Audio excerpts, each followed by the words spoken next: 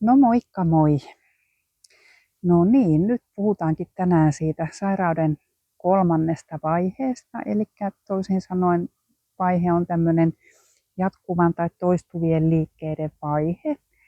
Ja tämä vaiheen nimikin kuvaa sitä aika hyvin. Eli tässä vaiheessa tehdään paljon semmoisia samoja asioita. Taputellaan jotain asiaa tai hypistellään vaatteita tai kävellään päämäärättömästi edestakaisin tai sitten vaikka vaan maiskutellaan suuta. Ihminen on tässä vaiheessa sitten jo vähän niin kuin taantunut sinne ihan pienen lapsen tasolle ja ne omat elämän aikana opitut taidot niin on tosiaan taantunut takaisin sinne ihan oikeastaan lähtökuoppiin.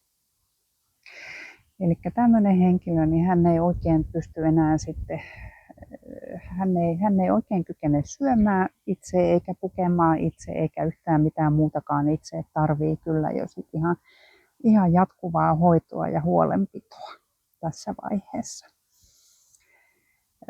Se, että niin ihminen sitten vaikka esimerkiksi silittelee itseään tai heijailee itseään tai tekee jotain semmoista toistuvaa liikettä, niin hän hakee sillä aika usein sitten ihan tämmöistä turvallisuutta, tämmöistä turvan tunnetta tai semmoista. Hänelle tulee semmoinen hyvä ja turvallinen olo siitä, kun hän saa tehdä jotain semmoista, mikä tuntuu hänestä niin kuin hyvälle.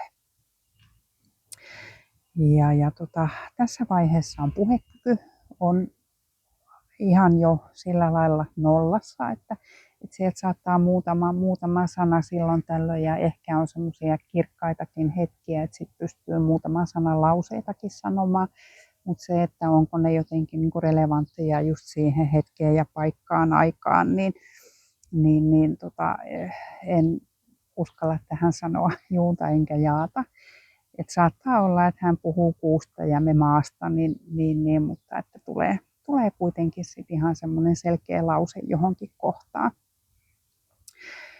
Puhumisesta muuten sitten, niin tässä vaiheessa, kun se puhe on sitten jo muuten vähän niin kuin kaikonnut, niin saattaa musiikki tehdä esimerkiksi sen, että kun radiosta vaikka jos kuuluu joku tuttu kappale, niin tämä henkilö osaa laulaa sen ihan alusta loppuun ihan virheettömästi mukana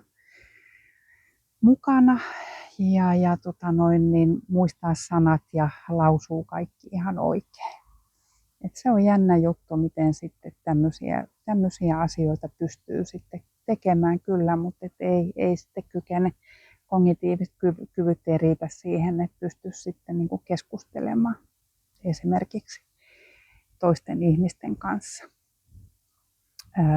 Mä tuossa edellisessä videossa niin puhuin vähän siitä tunteesta, että tunteet vähän niin kuin heittelee ja tulee niitä semmoisia itkun pyrähdyksiä ja naurun pyrähdyksiä ja se sama jatkuu nyt tässä vaiheessa, että ne tunteet on aika sillä lailla pinnalla ja henkilö saattaa sitten tosiaan näyttää niitä semmoisia ihan perustunteita aika herkästikin ja aika voimakkaasti. Että hän saattaa suuttua, mutta siis pahoittaa mielensä hyvin herkästi. Tai sitten hän saattaa sitten ilahtua tai ruveta vaikka nauramaan tai tulla halaamaan ihan yksi-kaksi yllättäen. Ja nämä tämmöiset tunteet on ihan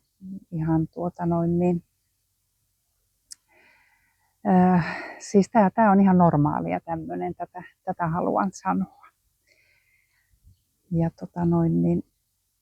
ensi kerralla sitten kun teen tämän videon, niin käydään sitten läpi, että miten tämmöisen henkilön kanssa sitten kannattaa toimia ja miten kun tämmöinen henkilö kohdataan, niin mitä kannattaa ottaa sitten huomioon siihen tässä kolmosvaiheessa. Niin, puhuinko mä jo, sanoinko mä, mainitsinko muuten tämän jo, että tässä vaiheessa tulee viimeistään sitten jo nämä vaippa-asiat ihan päivittäisiksi jutuiksi, että tässä vaiheessa sitten ihmisellä niin pettää se virtsaan ja ulosteen pidätyskyky siinä määrin, että vaipat tulee käyttöön kyllä ihan sitten melkein järjestää jokaiselle niin ei enää osaa ja pysty kykene kertomaan tai osaa sanoa, että milloin on pissa tai kakkahätä, että sitten tehdään kaikki tavarat ihan kyllä ihan vaippaan, että se vessassa käynti jää tässä vaiheessa sitten jo oikeastaan sitten pois. Mutta joo, jatketaan siitä hei tästä kohtaamisesta seuraavassa videossa. Ja täällä on niin lämmin päivä, että nyt tuntuu, että aurinko ihan pehmittää meikäläisenkin pään. Niin lähdetään nauttimaan ihanasta kesäpäivästä. Ja ei muuta kuin moi moi taas!